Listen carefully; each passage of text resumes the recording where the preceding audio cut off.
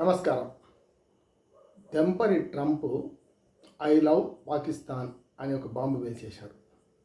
ప్రతిరోజు ఏదో అవాకులు చవాకులు పేలుతూ కేఏ పాల్కి తనకు తేడా లేదని మనం రకరకాలుగా హాస్యంగా చెప్పుకుంటున్నా, హాస్యంలో కూడా సీరియస్నెస్ పండిస్తూ మరి ట్రంప్ ఇవాళ వ్యాఖ్యలు చూస్తే మనకు చాలా దుర్మార్గంగా అనిపిస్తుంటుంది. ఎందుకంటే ఒక సామెత ఉంది తెలుగులో, రాజుగారి చిన్నపిల్ల మంచిదంటే పెద్ద పిల్ల మంచిది కాదు అనే భావన ఎట్లుంటుందో, పాకిస్తాన్ ఇండియా మధ్యన తెగేసి చెప్పుకుంటూ ఐ లవ్ పాకిస్తాన్ అనే మాట వాడిండు ఆయన.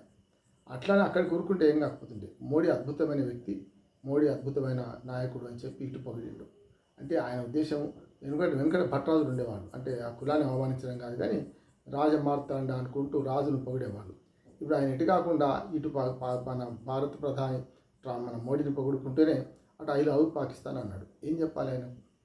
వాళ్ళనేమో చెవిలో చెప్పినా అని చెప్పి మోడీ తన ప్రతిష్టను నిర్వహింపజేసుకోవడానికి నేను ట్రంప్తో ఫోన్లో మాట్లాడాను, ఏదైతే మాట్లాడాడు దానిలో అమెరికా మధ్యవర్తిత్వం ఏమీ లేదు, పాకిస్తాన్ ఇండియా మధ్యన కాల్పుల విరమణలో మాదే గొప్పతనం, డీజీఎంఓ స్థాయినే జరిగిందని చెప్పి గర్వంగా ఈయన చెప్పుకుంటే అంటే క్రొయేషియా పర్యటనలో ఉన్నారు ఆయన మోడీ గారు. అద్భుతమైన స్వాగతం లభించింది, ఇండియన్ స్వాగతం చెప్పారు. అక్కడి నాయకులు కూడా క్రొయేషియాలో ఇంతవరకు మన భారత ప్రధాని పర్యటించిన సందర్భం లేదనుకుంటాను నేను. మొట్టమొదటిసారి భారత ప్రధాని అక్కడికి వెళ్ళారు. అట్లా దేశాల్లో అంటే బయట పల్లకి మూత మోస్తున్న మోడీకి ఇంట్లో ఈగల మూత మొదలైంది. ఎందుకంటే మొన్నటిదాకా ఎందుకు చెప్పలేదు నువ్వు, ఇప్పుడు ఎందుకు చెప్తున్నావు?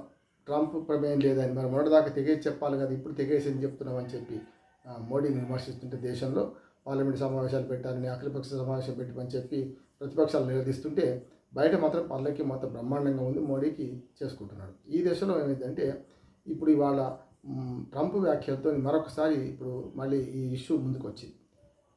ట్రంప్ ఎప్పుడైతే సిచ్యువేషన్ రూమ్లోకి వెళ్ళిపోయిండో, ఏదో జరుగుతుంది, అద్భుతం జరుగుతుందని, ఏదో మన ఖొమైనీ మీద దాడి చేస్తారని, ఖొమైనీకి ఆఖరి హెచ్చరిక చేశారని ఆ మాట పోతుంటే, ఇవాళ ఇద్దరు ఒక రకంగా చెప్పాలంటే ఇద్దరే అనిపించుకుంటారు. ఇటు మోడీ ఏమో తన సొంత ప్రతిష్ట పెంచుకోవడానికి నేను ట్రంప్తో తెగే చెప్పిన ఇది చెప్పుని పలుకుబడి పెంచుకునే ప్రయత్నం చేస్తుంటే, దాన్ని తుస్సు అనిపించే టైర్ పంచర్ చేసినట్టు, ట్యూబ్ పంచర్ చేసినట్టు, ఇవాళ గాలి బుడగ కదా గాలి తీసినట్టు ట్రంప్ ఒకే ఒక మాటలో మొత్తం మోడీ ప్రతిష్ట దిగజారు చేసేసాడు. అంటే ఐ లవ్ పాకిస్తాన్ అనే మాట అనడంతోనే ఇప్పుడు పాకిస్తాన్కు అమెరికా ఎంతవరకు మద్దతు ఇస్తుంది, ఎట్లా ఇస్తుందని మనకు అర్థమైపోతుంది. ఐ హేట్ పాకిస్తాన్ అన్న ఇంతకుముందు జో బైడెన్ అన్నాడు, ఇదే ట్రంప్ కూడా రకరకాలుగా తెగేసి చెప్పిండు. ఇప్పుడు కూడా ఇటు పక్కన మోడీ ఏమో వాళ్ళ ప్రమేయం లేదని డైరెక్ట్గా చెప్తుంటే, ఇప్పుడు ట్రంప్ మళ్ళీ చెప్తున్నాడు వాణిజ్య యుద్ధం జరుగుతుందని, లేకపోతే వ్యాపార నష్టం జరుగుతుందని, నేనే ఇరు రాష్ట్రాల మధ్యన సయోధ్య కుదిరిచ్చాను అని మళ్ళీ ఇప్పుడు చెప్తున్నాడు. అంటే మోడీ పాట మోడీదే, ట్రంప్ పాట ట్రంప్దే. ఇద్దరి మధ్యన ఏం జరిగింది, మరి ఎందుకు పెడముఖం ఉన్నారు అనే మాట కూడా చేయాలి. ఇంకో మాట ఏంటంటే, మోడీ శాంతి బహుమతి కోసం ప్రయత్నం చేస్తున్నాడని ఒక మాట కూడా వినొస్తుంది. చాలా హాస్యాస్పదంగా ఉంటుంది, నేను నవ్వుతూనే చెప్తున్నాను. ఎందుకంటే గతంలో 4 అధ్యక్షులకు, రూజ్వెల్ట్కి, అట్లాగే మనకు మరొక అధ్యక్షుడికి, అట్లాగే జిమ్మీ కార్టర్కి, బరాక్ ఒబామాకి, ఈ 4కి గతంలో మనకు శాంతి బహుమతి అంటే రకరకాల బహుమతులు వచ్చినాయి. అందులో శాంతి బహుమతి కూడా ఒకటి ఉన్నది. అంటే కొందరేమో ప్రపంచ శాంతి కృషి చేశారని, కొందరు సామరస్యం కోసం ప్రజాస్వామ్యం కృషి చేశారని, ఇట్లా నలుగురు మాజీ అధ్యక్షులకు అప్పుడు వాళ్ళ అధ్యక్షులు ఉన్నప్పుడే నోబెల్ బహుమతి వచ్చింది. అల్గోరే ఉపాధ్యక్షుడు 2007లో వచ్చింది. ఇట్లా చూస్తే ఈ 4 ప్రెసిడెంట్స్ ఎవరైతున్నారో వాళ్ళందరికీ రక్తపు చేతులతో అందుకున్నారు. అమెరికా ప్రెసిడెంట్స్ ఎవరు కూడా ప్రపంచంలో శాంతి కోసం ప్రయత్నం చేయలేదు, చాలా వరకు నాశనం చేసే ప్రయత్నం చేశారు. కనుక రెడ్ హ్యాండెడ్గా రక్త మరకలతో వాళ్ళు పట్టుబడ్డా కూడా అటువంటి వాళ్లకు శాంతి బహుమతులు ఇచ్చిన సందర్భం చూసాం. అధ్యక్షులందరూ అమెరికా ఫస్ట్ అన్న వాళ్ళే, ట్రంప్ లాగా తెగేసి చెప్పలేదు, బొమ్మికలు మెల్ల వేసుకోలే, కానీ అందరూ చేసిన పనే కనుక ఇప్పుడు ట్రంప్కు శాంతి బహుమతి వస్తుందంటే నవ్వులాటగా ఉంది అనిపిస్తుంది.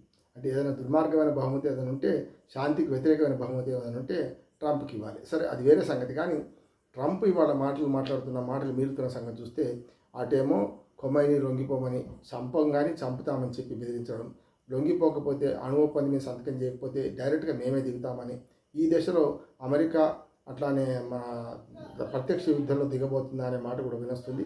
ప్రత్యక్ష యుద్ధంలో దిగితే చైనా కూడా, మరి ముఖ్యంగా రష్యా చైనా కూడా ప్రత్యక్ష యుద్ధంలో దిగే అవకాశం ఉంటుంది.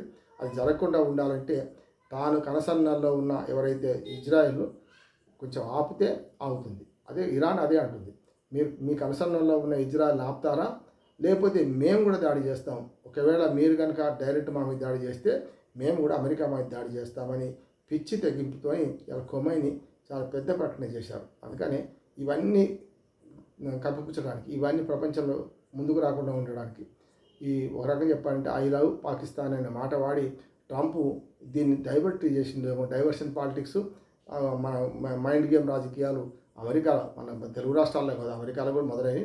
దానికి ట్రంప్ ఆదిరిగా ఉన్నాడు. అంటే అన్నిటికీ తానే బాధ్యత వహిస్తా అంటాడు, అన్నిటికీ తానే బాధ్యుని కాదంటాడు.